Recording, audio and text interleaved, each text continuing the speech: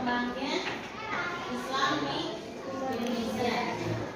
Gue mau tanya kepada kalian, ya, pernahkah kalian berpikir bahwa masyarakat Indonesia ini kok banyak yang menganut agama Islam? Pernah berpikir gitu nggak?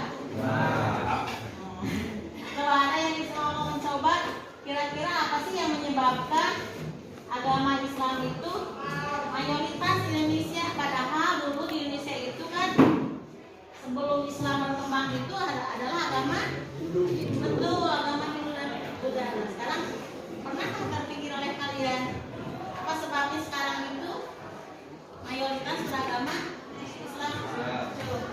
Kalian kan sudah pernah di kelas sedikit ya, yang menyebabkan Islam itu?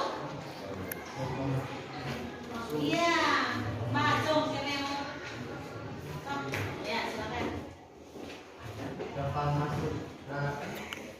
Gampang masuknya seperti syahadat.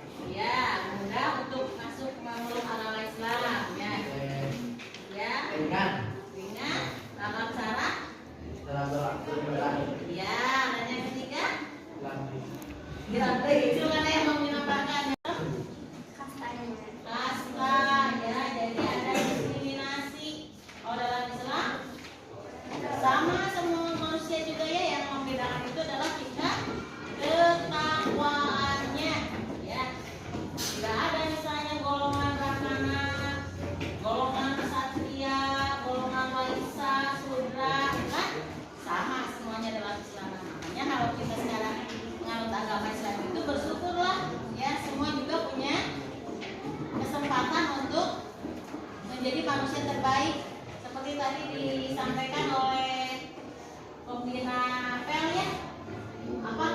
Apa coba pas dulu lomba dalam semuanya juga punya kesempatan, punya peluang yang sama untuk berbuat baiknya. Apakah itu turunan pedagang kaya, turunan presiden, sebagainya, semua punya kesempatan untuk memberikan yang terbaik, ya. Ya, teori Gujarat, kemudian Persia, kemudian sip. Nah, Cung, siapa yang mau menyampaikan tentang teori Gujarat? Ya, apa dasarnya sehingga lahir teori Gujarat? Apa kata teori Gujarat itu? Cung.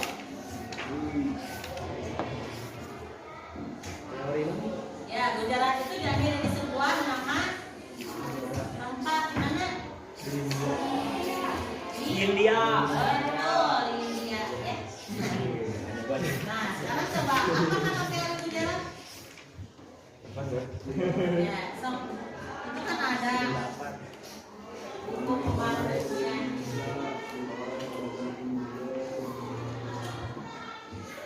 Ya, lanjut ya. Ya, Itu naon teh? ya tadi udah betul. Ya. Ya, bahwa teori Gujarat ini diambil dari nama tempat di India. Nah, menurut teori Gujarat ini bagaimana Islam bisa masuk dari India ke Nusantara? Melalui jalur perdagangan. Betul, ya, dibawa oleh para pedagang dari India. Tapi ternyata ada pihak yang lain yang menentang tentang keberadaan Islam di Indonesia ini dibawa oleh para pedagang dari Gujarat. Kenapa coba menurut mereka? Kenapa mereka tidak setuju bahwa Islam masuk ke Indonesia ini melalui para pedagang dari Gujarat? Kenapa mereka menentang? Ya. Coba lihat teori Gujarat. Jangan sedih ke Pak. Ya. Ya, yang satu peta kuping ibu, sok. Ya.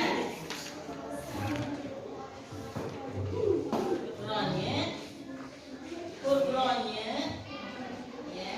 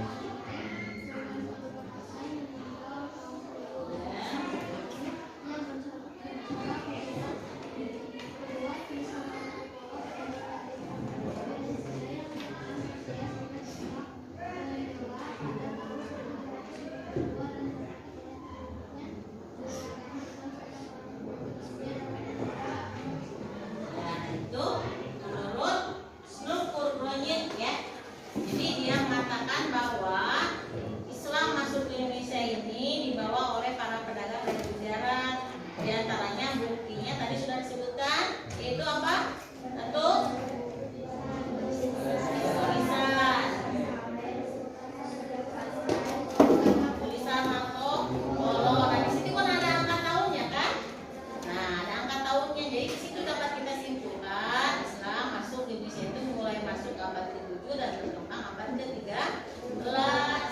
Kemudian juga kita ketika melihat nama yang ada di batu nisan itu kan nama bersirikan Islam, ya.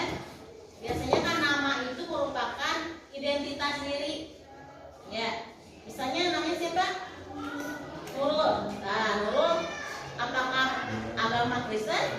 Kan kita sudah melihat dari Nurul, ya, dalam bahasa Arab juga ya, Nurul itu artinya cahaya. Jadi betul. Jadi nama itu merupakan identitas, sama dengan ini tulisan di dalam batu nisan juga. Ya, makanya kalau memberi nama itu harus sesuai dengan identitas kita, ya. Kalian punya anak nanti misalnya, kan kita ada identitasnya Islam, ya, orang Sunda, maka jangan niru-niru orang Korea, ya betul, ya. Namanya niru-niru orang Korea. Korea agamanya apa? Ada yang Kristen, bahkan ada yang Protestan. Ya.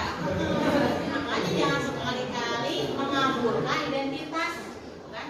Ini kenapa bisa ada teori tentang itu melihat dari batu nisan, karena namanya adalah mencirikan orang Islam, gitu.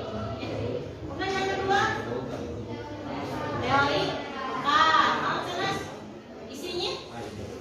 Ya.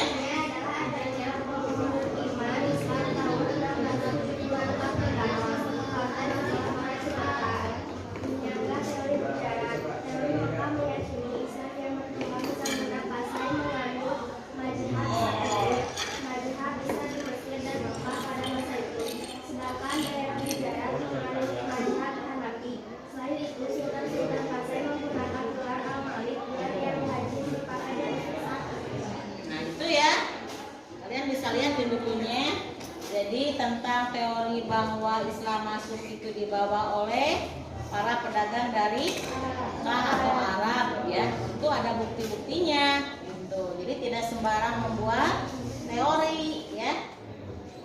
Kemudian yang ketiga, teori Persia. Nah, ini juga berpendapat bahwa Islam dibawa oleh para pedagang atau orang-orang Persia juga, ya. Apa buktinya?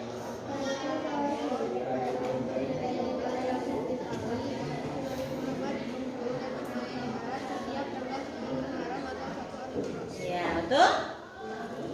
Ya, itulah tentang masuk dan berkembangnya Islam Indonesia dengan 3 teori itu. Itu saja dulu, ya. Nanti kita lanjutkan dengan cara-cara Islam masuk Indonesia. Itu yang sudah Ibu ulas sebelumnya, yaitu 1, betul, jalur perdagangan. 2, jalur perkawinan. 3, jalur pendidikan. 4, 5, 6. Nah, silakan kalian telaah itu. Nanti Ibu akan minta pendapat kalian tentang berbagai jalur masuknya Islam Indonesia, dan juga jangan lupa, ya, jalur yang mana yang lebih efektif untuk masa sekarang.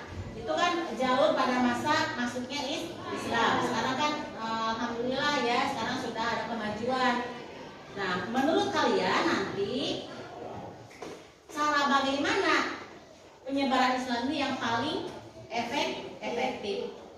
Kalian telah bandingkan dengan cara-cara yang ada sebelumnya.